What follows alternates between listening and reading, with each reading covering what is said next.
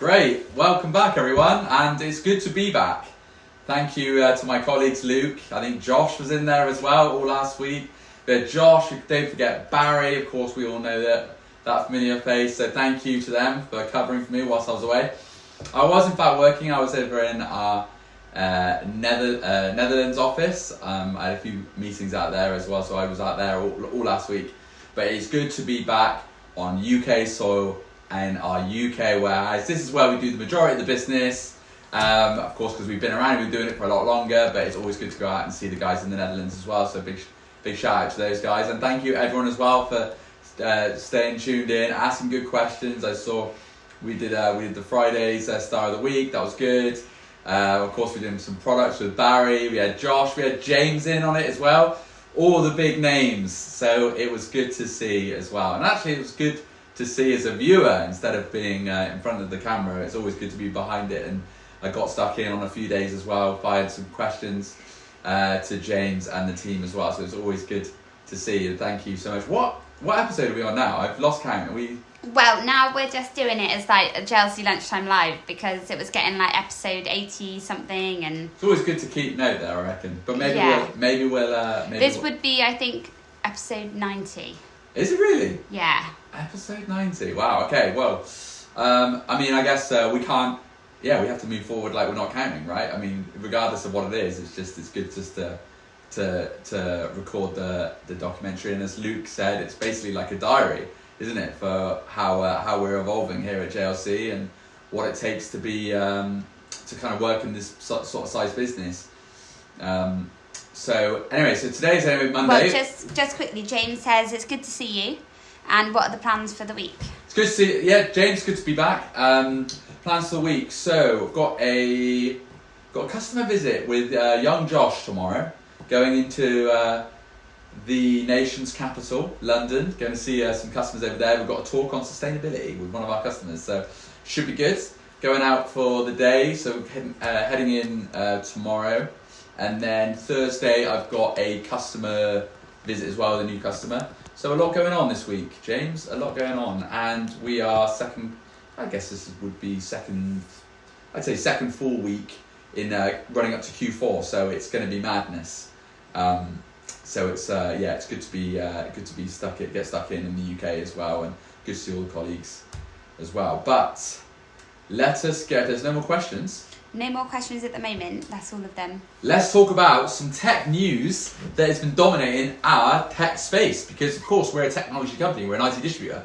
It's good for us to understand what headlines are coming out, what are the big players, how are they making news this week. So let's have a look. So we've got this first story, China's Huawei starting pre-orders for the Mate 70. So it's Mate 70. So the Huawei phones, again, a cost-effective option that boasts a lot of like high spec and a lot of Android specs that you wouldn't necessarily see in Apple. Focusing on the mid-range smart device. I don't really know too much about them. I knew Huawei did like some decent accessories, so obviously a lot of the accessories that we do, they do like good earbuds, they do good charging solutions, I know that. We do supply them here actually at JLC. We can buy directly from them. They're manufactured in China, so we do have access to a lot of their products. It's just the devices that we would. Their struggle because they're predominantly retail focused, so you wouldn't see them working in commercial space. That being said, I'm sure you do get a few customers that do buy them. Probably not public sector. You probably look at private, but. Huawei making moves. They've started the production of the Mate 70. I don't know a lot about the Mate 70 to be honest, so maybe someone who's viewing does. Tell me what you like about it, because I don't know a lot about them to be honest. You don't really see them too much. But regardless, they have made some headlines. Let's move on to the next story then, shall we? Next story, right. Picture this. Your smart watch doesn't need a battery anymore. It can run off your heat from your body. Wow, that could be a game changer. It'd be interesting one, but apparently that's what the next generation of smartwatch is, and I think by definition that would be a smartwatch. A smartwatch that doesn't need power from a battery or a lithium battery anymore. It can just run off you and you alone. I wonder how that works, how it like converts. It's very clever. It is really clever. I mean, you're radiating quite a lot of heat, so there is a lot of energy to siphon there. So I feel like that would make, but I don't know whether, like, could it be enough power to just take off like a tiny bit of your arm? I don't know. I mean, I'm visioning it like, I don't know, it might need to be like connected all round. Yeah, like loads of wires. Well, because it's like, they wanted solar powered cars. Yeah. But the amount of panelling that would be needed, there's no way that you could put it, even if you covered every inch of your car with a solar panel, it wouldn't be enough to power the vehicle, because the panel itself, I mean, the most technologically advanced panels can't harvest enough solar power, so it would have to be big. So the idea is great, but I just don't think the technology's there. And if the technology's there, then I don't think it's commercially or viable for anyone like me or you to pay for it, Yeah, just to stop us having to charge a watch. No, it would just, it's not there yet. But it looks like they're in the process of doing this. So I mean, to be honest, you've got watches, like you've got big watch brands, and I'm talking about like the Rolex, of the industry. They've created watches that don't need they created watches that don't need batteries. So it's not that crazy, is it? It's just a smartwatch, obviously, with a screen and actually with the powered LCD screen and all the other functions it does, not just tell time like a Rolex does, or if you've got a date or a day if you're fancy. And someone called, apologies, I might be saying your name wrong. Grieger, she says probably something like the Amazon Fit Neo. It doesn't need charging for 28 days. Great, yeah, 28 days. I mean, that's an impressive battery life. I think we're almost there. I think it's always good to exercise and to demonstrate forward thinking. We can't always be reliant on the lithium battery. I think the lithium battery is a big cost to resource and everything like that. In terms of mining the lithium and all the minerals that are used in batteries. So there's a big taxation on our planet for that resource. Even though it doesn't create half as much as. But yeah, it's. I think it's good to see for sure. And I'm definitely want to learn more about it. It's Noram commenting. It's a different name popping up on here. Noram? Yeah. Oh, have I spoken to Noram? Yeah, she's been on a few times. Have you? Okay, yeah. Great. Sorry, Noram. Hello, sorry. You're coming in on a different alias. What's with these? She says different account today. All these different accounts you're working with. Thank you for joining. Thanks for coming and swinging by. We're talking about tech. We're talking about the future of the smart watch. And it's looking smart. What else have we got? On the subject of Apple Watches, you've got the Series 10 watches. I've never owned an Apple Watch. I've always liked the idea of it. I love mine. Mine's a Series 3, so that must be... That's quite... Well, Series 10 now? Yeah, but I feel they all do the same thing, so I'm happy. As long as it does my steps. And steps? That's all I really care about. I'm sure it does more than that, but yeah, I mean... I'm not to put you in that bracket, Bex, but I feel like I'm the same as well. Us Apple users, we don't really like... I expect that I don't probably use my iPhone to its true potential, what it can actually do. Do you know what I mean? Yeah, I don't really use this. It just... You get notifications pop up, and I can see how many steps I've done in a day. I like the way that it speaks to... I've got some AirPods, and the way that it talks to my phone. Like, it's that, that synergy, that it's good when you've got another Apple product. I think that's quite good. But apparently we're on the Series 10 now. Congratulations, Series 10. I wonder how much it's going to be. Let's see if I can tell you. We're looking... Okay, cut to the chase. We're looking at around £400 for the Series 10. I guess that it does have different variants, because I think you can get the all-signal dance one for about £700-800. That's got its own SIM card. It's kind of the price. I think so, yeah. So it's a cellular. Okay, so... I mean, it wouldn't be an Apple product if it wasn't eye-wateringly expensive. So, living up to the name there, Apple, congrats. Yeah, okay, so we've got the Series 10 coming out. Not a lot going on there, not a lot to report. It's just like coming out, we don't know a lot about it. I think, it's just going to be including new brand display, which is larger, brighter, improvements, charging speed, yada, yada, yada. Okay, cool. Well, fair enough. We'll see what happens now. I think this is a nice one, actually, going on to Uber. Uber, right? So Uber, again, I can't remember a time without Uber. I can't. I don't know how we used to get around. I really can't. It just seems... Taxis must have been thinking, we've got it down here. Like, in terms of hailing a ride, booking something in, they thought they weren't going to be rocked.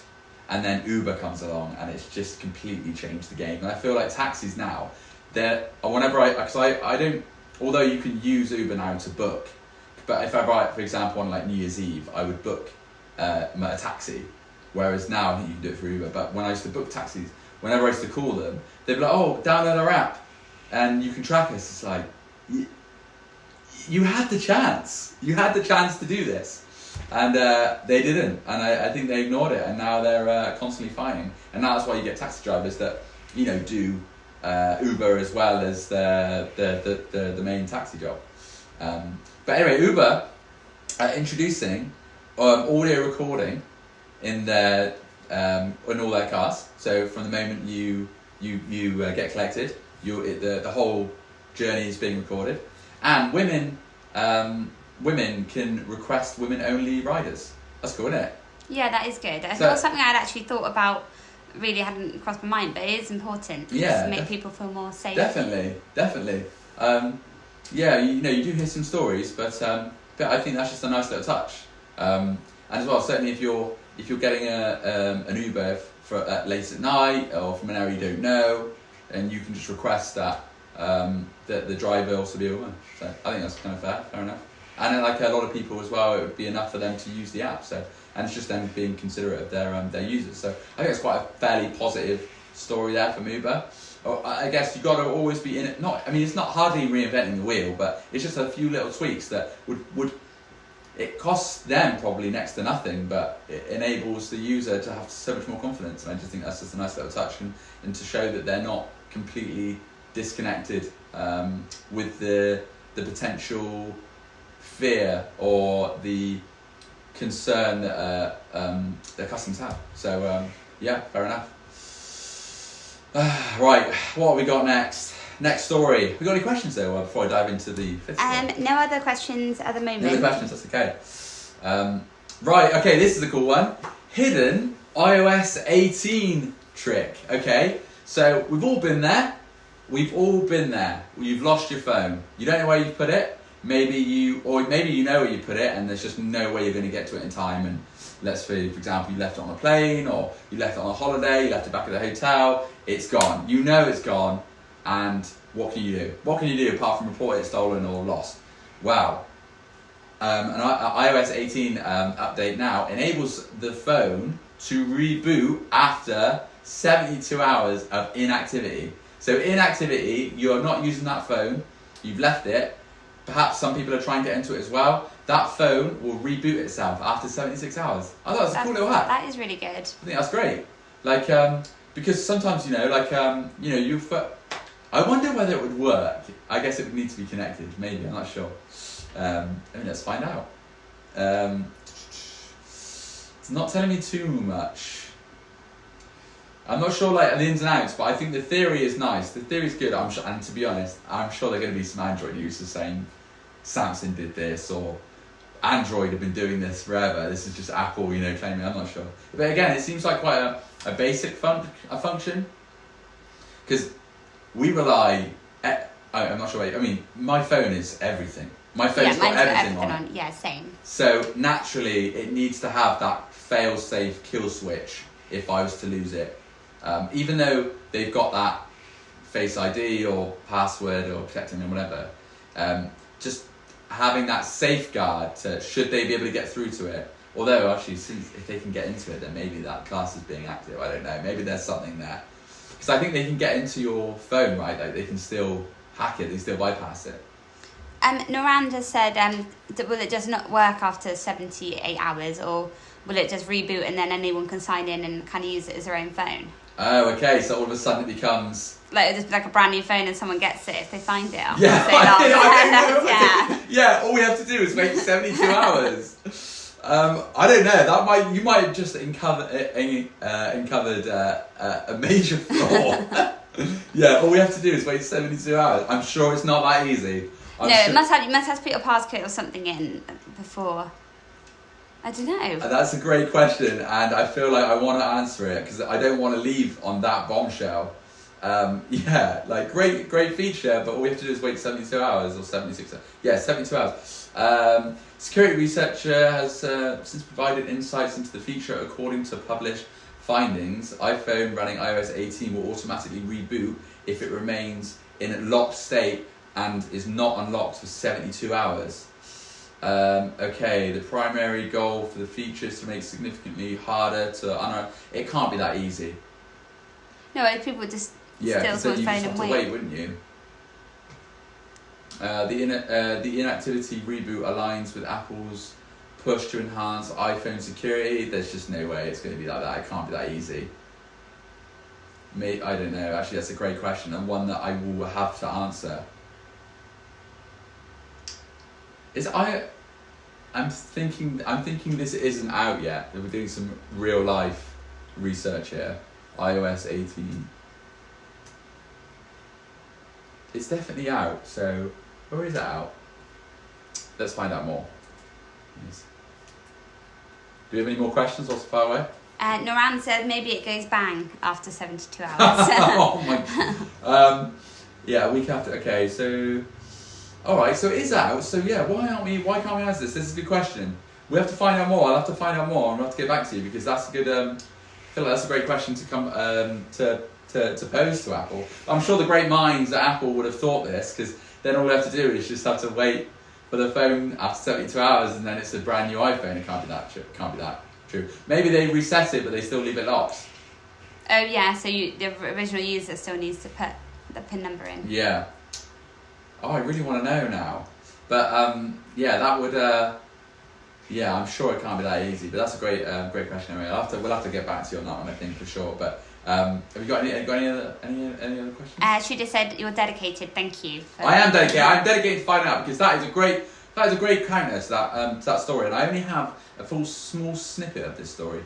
But thank you anyway. Thanks for joining. And I think until then we'll have to leave it. I think tomorrow's Tuesday. Product highlight. Sorry guys, I've been out of the loop for a week. But we're going to focus on some products. Maybe we'll get some more familiar faces in. Maybe Luke. Maybe Josh. We'll see what they're up to. Actually, no, I can't do tomorrow, can I? Because I'm out. Oh yeah, you're out, so it will be Luke. I'm out. It will be Luke. Luke, it will be you tomorrow. If you're watching this, you'll have to dust it off, and then you have to get stuck in again. You did so well. We love seeing you on the in front of the camera, Luke. Thank you. But until then, guys, I won't be back until Wednesday. And Wednesday is I can't remember what Wednesday is. Wednesday is it Operation Luke? Yeah. It's Operation Wednesday with Luke again. Luke's getting really stuck into this. So until then, guys, let me leave you until Wednesday. But I'm leaving in the more than capable hands of Luke Murray, Operations Director. So until then, I will see you Wednesday. Thanks, guys.